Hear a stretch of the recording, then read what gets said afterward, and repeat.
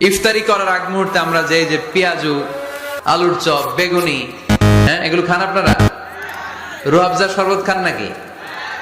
এই যে সাজায় রাখা হয় ডিজাইন করে, এইগুলো রেখে যখন দোয়া করেন, এই দোয়াটা আল্লাহ শুনে খুব। আল্লাহ বলে, কিরে ফেরেশতারা, ঘটনা কি? এত খাবার কেন? আল্লাহ রোজা রাখছে। কি চায়?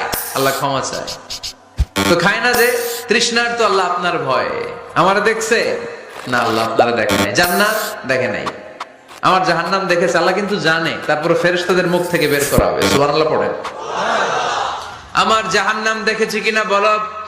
ফেরেশতারা বলে, না জাহান্নাম দেখে নাই। আমার জান্নাত দেখেছে কিনা বলো। জান্নাতও দেখে নাই, কিছুই দেখে নাই, আপনারও দেখে নাই। আল্লাহ এবার খুশি হয়ে যাবে। আমার খুশির জন্য আমার ভয়ে তৃষ্ণার্ত ক্ষুধার্ত সামনে খাবার হাত বাড়ালেই খেতে পারে, গ্লাসটা তুললেই পান করতে পারে, আমার ভয়ে খায় না, আমার কাছে ক্ষমা প্রার্থনা করে। এখন আমার বান্দা যা দোয়া করবে, বান্দার সব দোয়া আমি কবুল করে নেব। আল্লাহর ভালোবাসা সফট কর্নার খুব গ্রো করে, যোগ্য যে খুব মারতে হবে, ঠিক কিনা? সময় মতো কাজ করতে হবে। সময়ের 1 ফোঁট, অসময়ের 10 ফোঁট। সময় মতো 1 ফোঁটা দিলে যেই লাভ, অসময়ে 10 ফোঁটা দিলে ওই লাভ হবে না। সময় মতো কাজ করতে হবে। ইফতারের আগ মুহূর্তে দোয়া করবেন। বাইনাল আযানি ওয়াল ইকামা, আল্লাহর হাবিব সাল্লাল্লাহু আলাইহি ওয়াসাল্লাম বললেন, আদ-দুআউ লা ইউরাদ্দু বাইনাল আযানি ওয়াল ইকামা। আযান এবং ইকামতের মাঝখানে দোয়া করলে ওই দোয়া আল্লাহ কখনো ফিরিয়ে দেয় না। জোহরের আযান হয়েছে, সুন্নাত নামাজ পড়ে বসে আছেন, মুয়াজ্জিন সাহেব আসে না, ইমাম সাহেবও বের হয় না।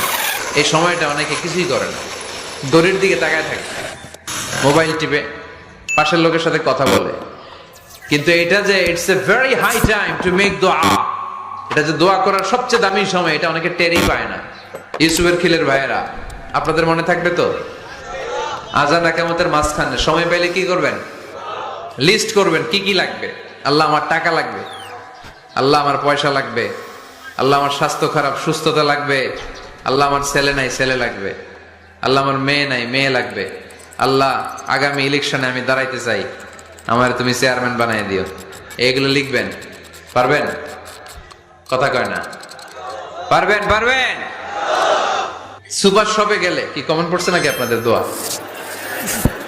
হ্যাঁ, ও চেয়ারম্যান সাহেব আপনি? মাশাআল্লাহ, মাশাআল্লাহ। তো এই যে এগুলো লিখবেন।